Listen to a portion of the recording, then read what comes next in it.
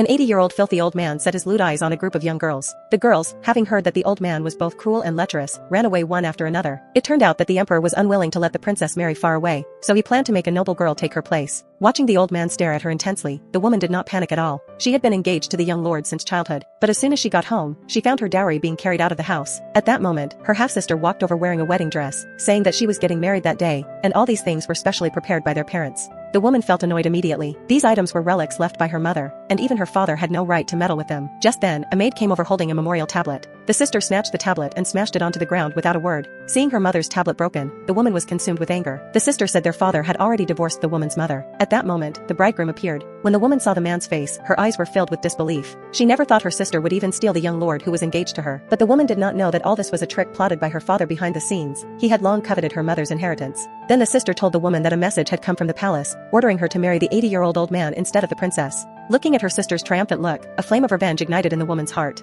The next day, she went to see the emperor and said she was willing to marry far away on the princess's behalf. The emperor was overjoyed and even wanted to adopt her as his goddaughter, then conferred the title of princess on her. With the identity of a princess, the woman began to prepare for revenge. She told the emperor all the injustices she and her late mother had suffered in the mansion. The emperor promised to issue an imperial edict on her wedding day to give her justice, and also help her hide her princess identity temporarily. The woman took her mother's memorial tablet to a temple. Having been driven out of the family ancestral hall, she had to place her mother's tablet there temporarily for enshrinement. Just as she was about to leave, she was suddenly stopped by a senior monk, who said she had an extremely noble fate. Suddenly, a familiar voice sounded. It was the young lord who had come to the temple to pray for blessings with her sister. Hearing what the monk said, the sister began to mock the woman, and asked the monk to tell her fortune as well. Unexpectedly, the monk said she was too consumed by obsessions and would probably suffer eternal damnation in the future. After hearing the monk's words, the young lord only thought it was a curse on his wife. Watching the two chattering, the woman did not want to get entangled with them any longer. On the wedding day, the woman was dressed in magnificent attire. Her sister, however, did not want to miss the chance to humiliate her. The woman raised her hand and slapped her sister hard in the face, then ordered her men to drag the vicious sister away and beat her to death with sticks. The sister thought her sister was just putting on an act, but the woman directly revealed her identity as a princess. At that moment, her cruel biological father arrived with his current wife. Seeing his beloved daughter being beaten, he wanted to punish this arrogant daughter with family rules. The woman repeatedly emphasized that she was a princess marrying for the sake of the country. Unexpectedly, her father insisted on punishing her with family rules. Just then, the emperor's imperial edict arrived.